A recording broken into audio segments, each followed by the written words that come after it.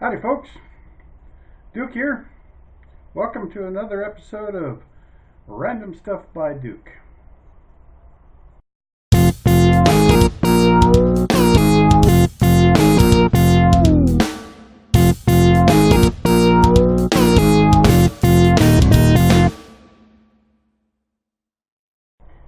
Hi, this is Duke. If you want to learn how to make real easy cheese the lazy man's way, you just watch this video.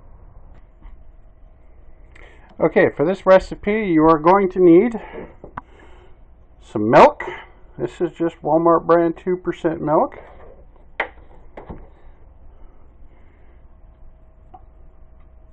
Vinegar. This is just rice vinegar, but you can use any other type of vinegar. Going to need a microwavable bowl, a spoon, some sort of straining device. It's just a little baby colander, another small container, a 1 cup measuring cup, and a few coffee filters. And you will also need some table salt. So just measure out 1 cup of milk. Doesn't have to be 2%, it can be whole milk.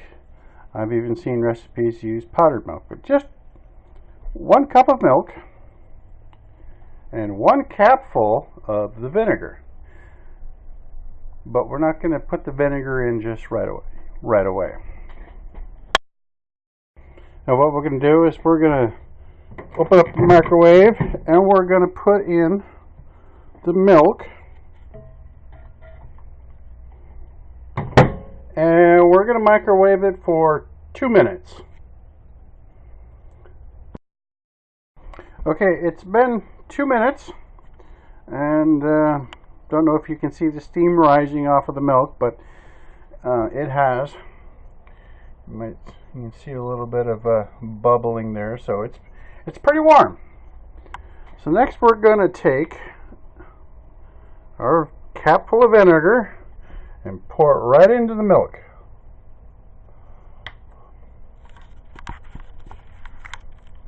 And the reaction should be pretty well instantaneous.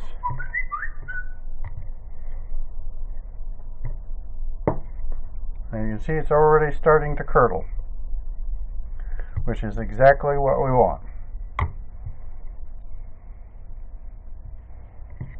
So we're going to let this sit for I don't know, about 30 seconds or a minute, and we'll be right back.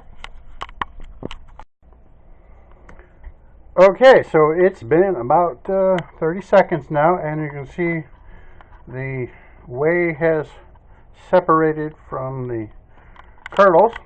And next we get our other container and your little straining device, and you put a little coffee filter in there, and then we dump everything into the strainer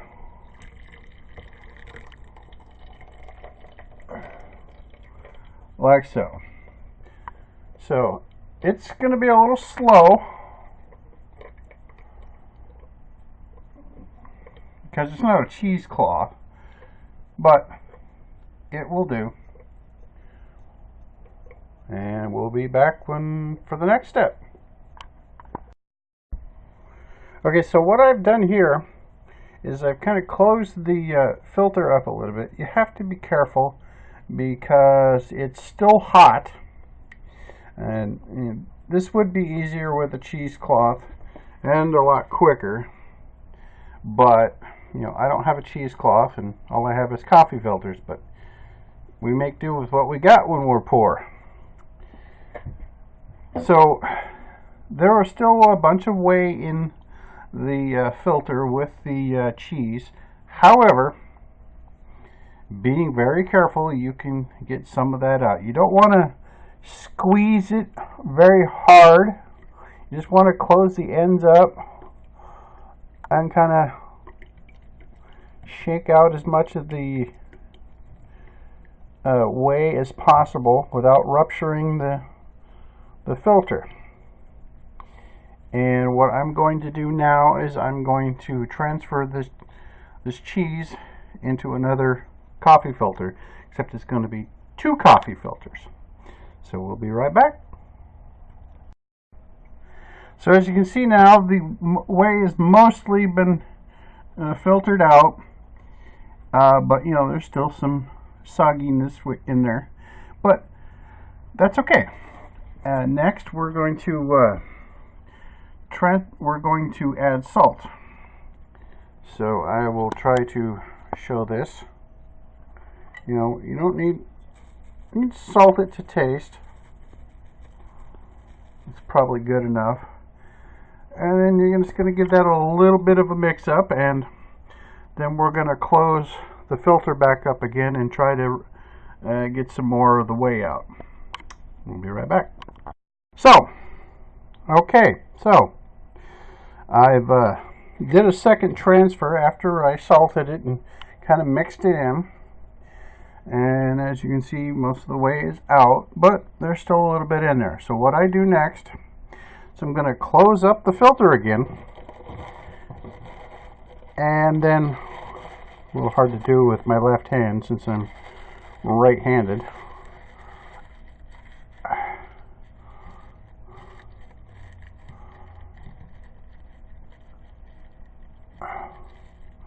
And we just kind of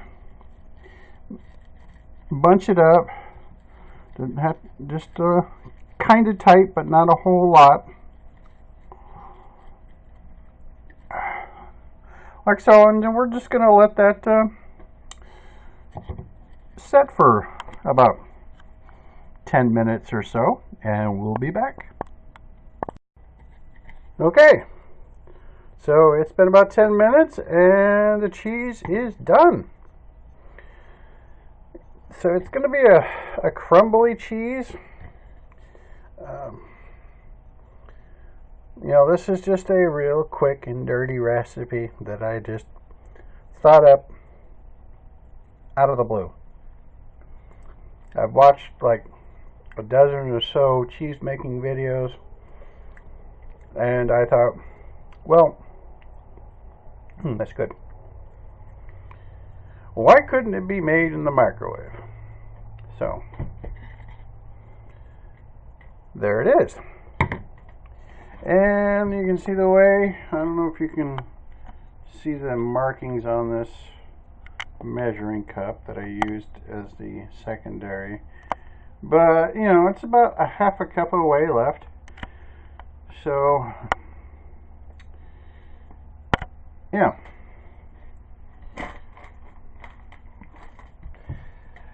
But, you know, this recipe that I just kind of whipped up out of nowhere was just an experiment that worked pretty well. And the cheese is actually, you know, quite tasty. It's enough for about 1 serving. You know, you put it on a hamburger or just plain eat it like it is. And that's pretty much how you make cheese the lazy man way.